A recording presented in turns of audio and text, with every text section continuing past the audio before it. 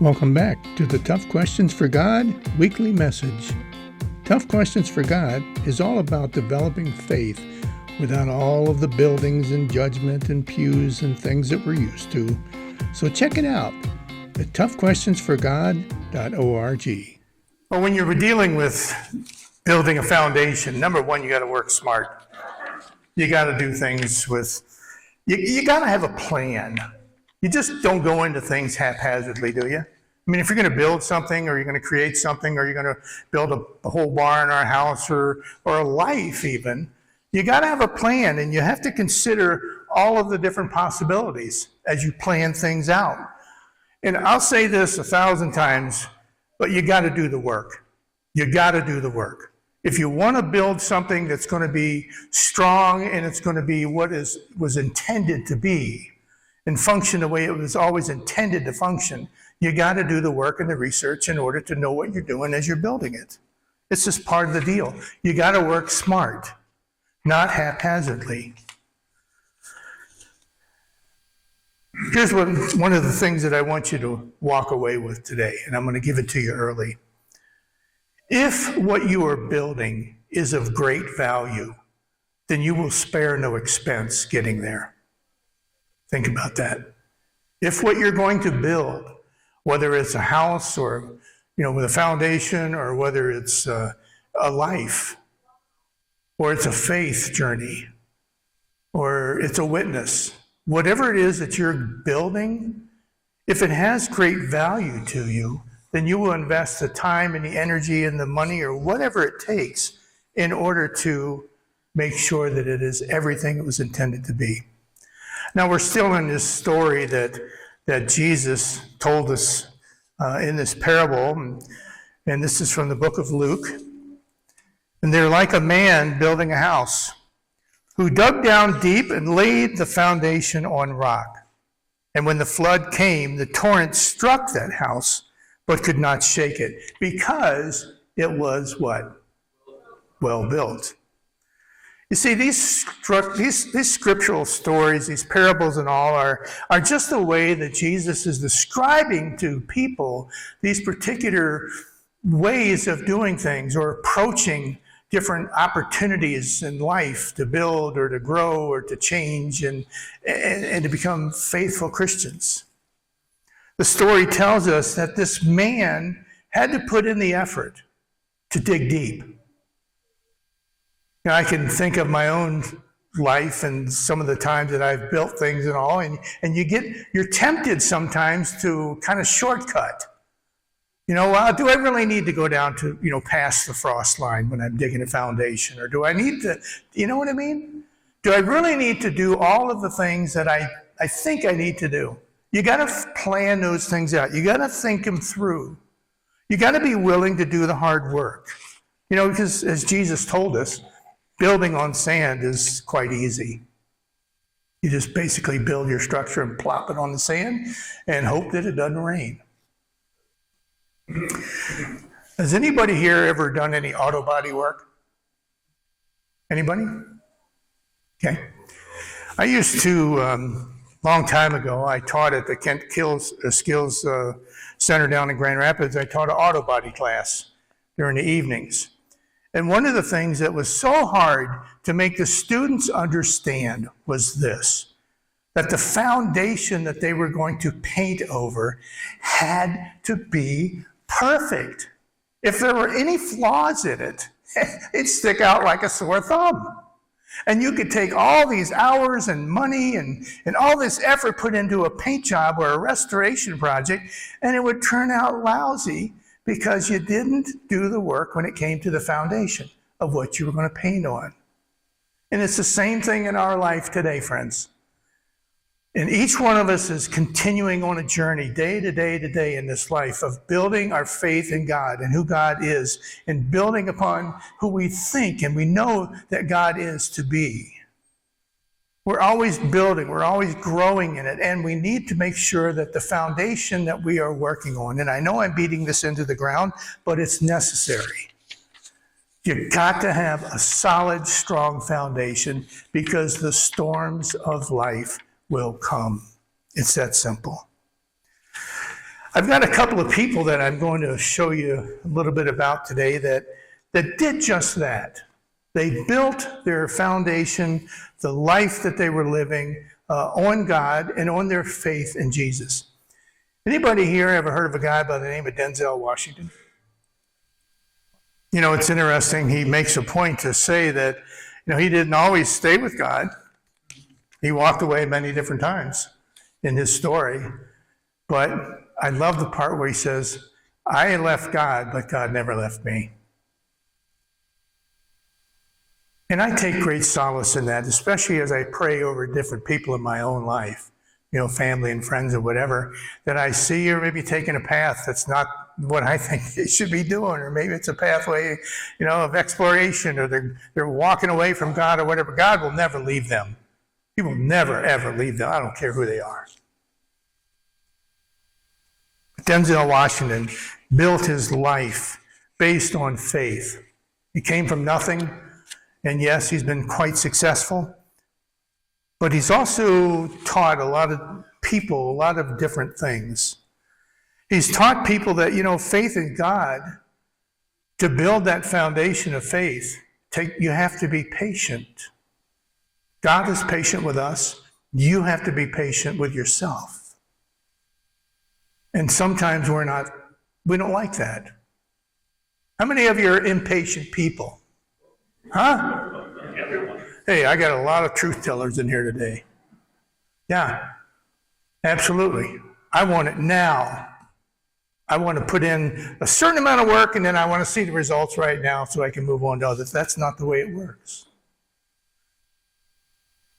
Denzel Washington tells us that, as you build your faith, as you walk that journey, you have to do it lovingly. Lovingly. Not only lovingly toward other people, but toward yourself. Don't beat yourself up. Don't wallow in the mistakes that we all make along this journey of faith. And we all make them. And we all seem to get closer to God one day, and then we fall away. And then we seem to get closer. And does anybody relate to that one? Sure. He says you also have to do it purposefully. You have to have a plan. You've got to know where you're going. And that's not only for our own individual faith journeys, but as this church here transitions to the GMC, we will be talking about the same things. Where are we going? What are we going to do? What are we going to accomplish? Why are we doing what we're doing? He says you also need to make sure that your efforts and the resources that you put into your faith, that foundation, have to be the highest quality. You ever hear any of those news stories where a building collapses or whatever, and they end up blaming the quality of the cement and all that kind of stuff on it? Yeah, those things happen. You got to make sure that what you're building your life on, your faith journey, your faith foundation, is good stuff.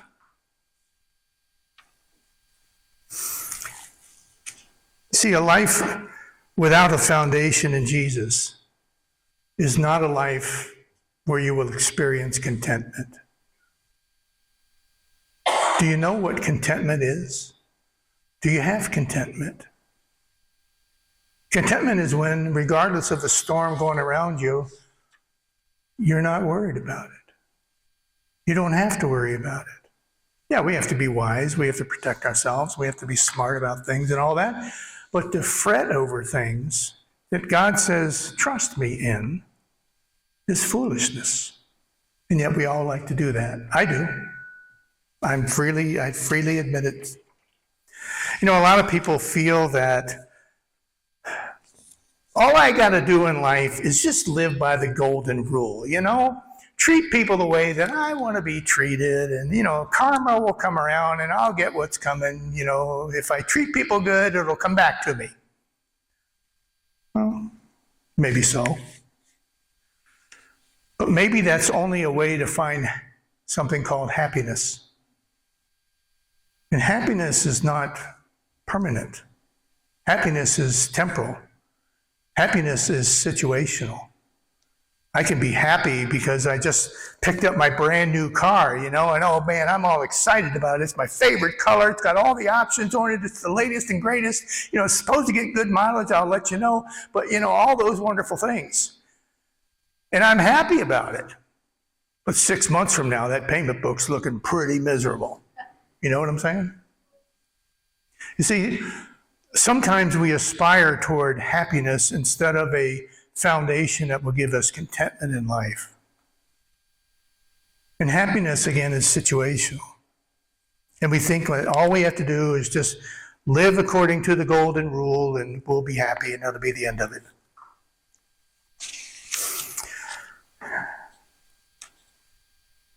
Does having $1 million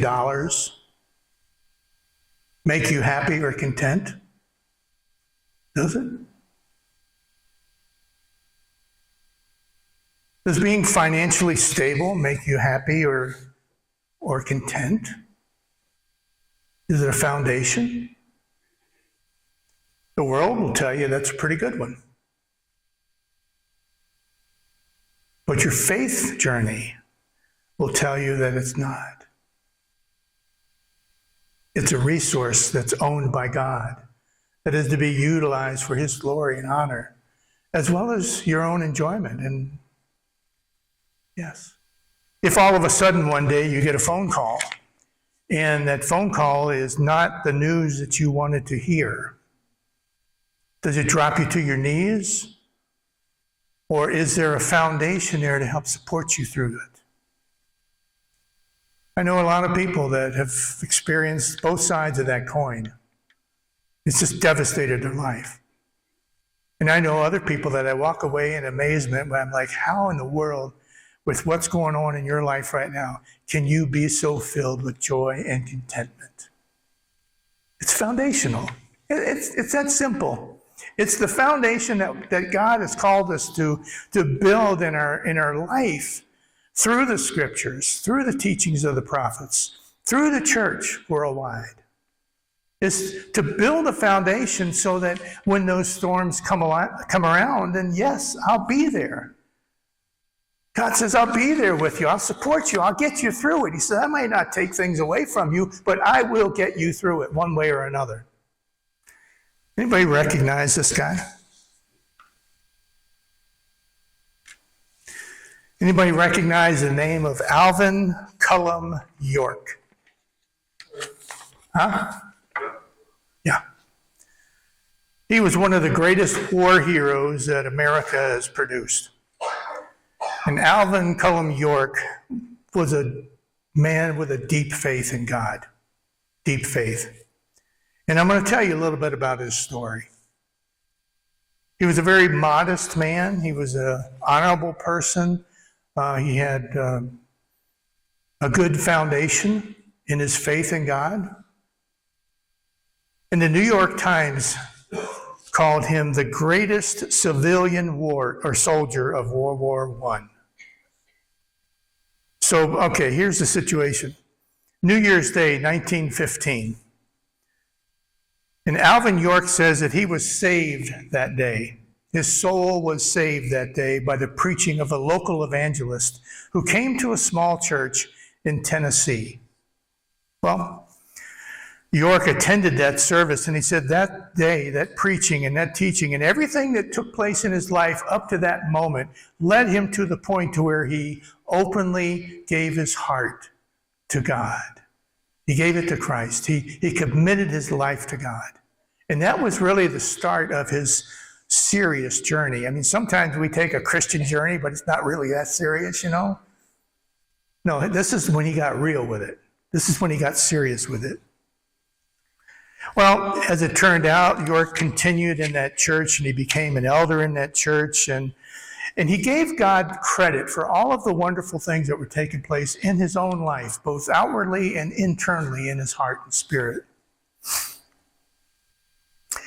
June 1917, at the age of 29, Alvin York received his notice to register for the draft. And on that day, he started a diary that he kept all through the war. So we'll fast forward a little bit to October 8th, 1918. And he was in the Argonne Forest in France. You ever heard of that place? Nasty place. It's about 40 miles long, about 9 miles wide. And there's openings and there's forests and there's all kinds of various types of terrain. This was the place that World War I culminated. Well, Alvin's battalion was charged with advancing across a valley in this forest and taking 2 hills that were on the other side of the valley. The Germans were dug into the hills and machine gun fire had them, whoever was in that valley, they had complete control and complete sight over. Well, according to York, and this is his quote, it was kind of a triangular shaped valley, so you could see we were getting it from the front and both flanks. Well, the first and the second waves got about halfway across the valley, and then we were held up by machine gun fire from all 3 sides. He says it was awful and our losses were heavy. It's a horrible situation. But here's a man who earlier on had started to build his foundation of trust in God. And I submit to you that under these circumstances, it was a good thing that he had faith in God. He continues, the battle ensued, and York himself was being fired on from 40 yards away. Now, how far is 40 yards? That's not a very long distance. Yep. So that's how far the machine gun fire was from where York was.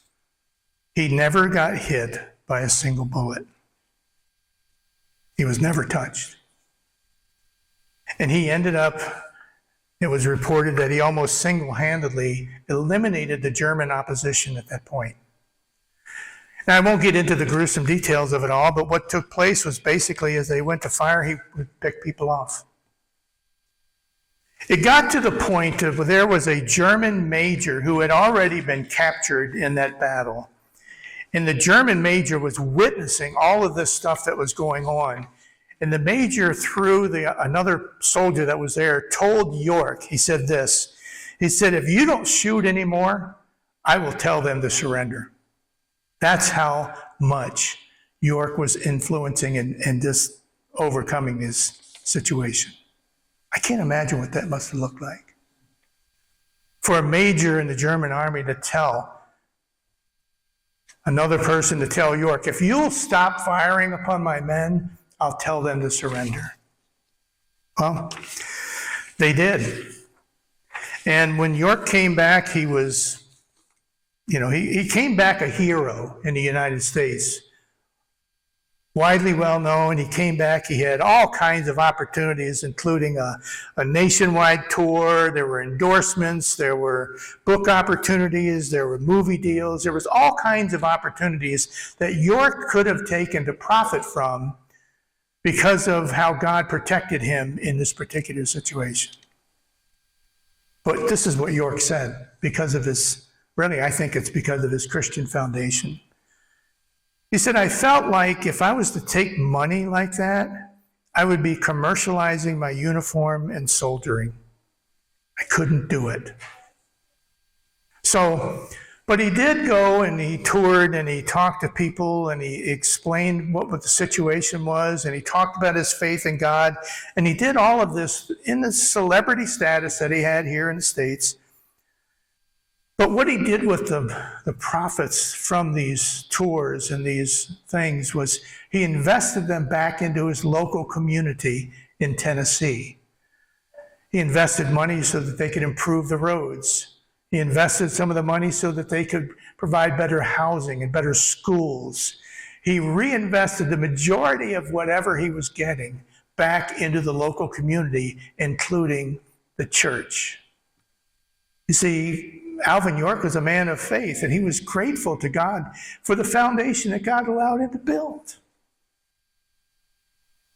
There was over 1 million, and I've checked it, there was over 1 million American soldiers in that particular battle. 26,000 lost their life. This was something that I can't imagine. And I can't imagine what it must have been like for York to go through all that he did and to be in that situation where they basically laid their arms down in front of him. And here's this man who's giving thanks to God for what he's done in his life. Thank you, Jesus, thank you, God, for protecting me and protecting the rest of us around here, and help us to overcome this evil in the world. York was doing everything he could to honor God and to live out his faith. But I submit to you that, you can't honor God, and you can't stand up in battles of that nature, and you can't be content unless you have a foundation that is rock solid. And that foundation is only found in Christ. It really is. Out of a terrible situation, God used this man to build something that would last for a lifetime in his own life and in the community that he was from in Tennessee. And think about how God has used this particular story to influence millions of people to get serious or to continue on the journey of faith in their own lives. It's the way God works. He says, if you trust me, even when you don't see things playing out the way that you want to see them play out, if you trust me, I promise you I will bring good from it. Those are some of the most difficult words for any Christian, any of us, to adhere to or to believe in, much less to bank our life on. So it brings us back to the original idea. What is it that you're building the foundation of your Christian journey on? Are you just simply looking for happiness? Are you looking for contentment? Are you looking for this thing called peace? The church has a thing where they say, peace be with you, right? What does that mean? Just shake hands and see you at coffee hour, or what? No. Peace be with you means I hope that the peace of God is so foundational in your life that nothing can rock your boat. Is that where you're at?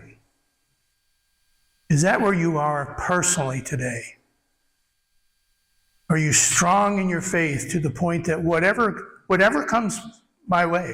We looked at the story of Job not too long ago. Whatever comes your way, are you going to remain peaceful in your heart? Are you going to be content in knowing that God is with me, even though I might not understand or see things the way that God sees them, or think that things are playing out the way I think they should? Is it foundational to you? Is it something that holds you up when the storms of life continue? That really is the question. I'd like to say thanks for checking out my latest post. If you'd like to see more like that, go to the website listed here, and there you're going to find all kinds of different resources available. Thanks, and God bless.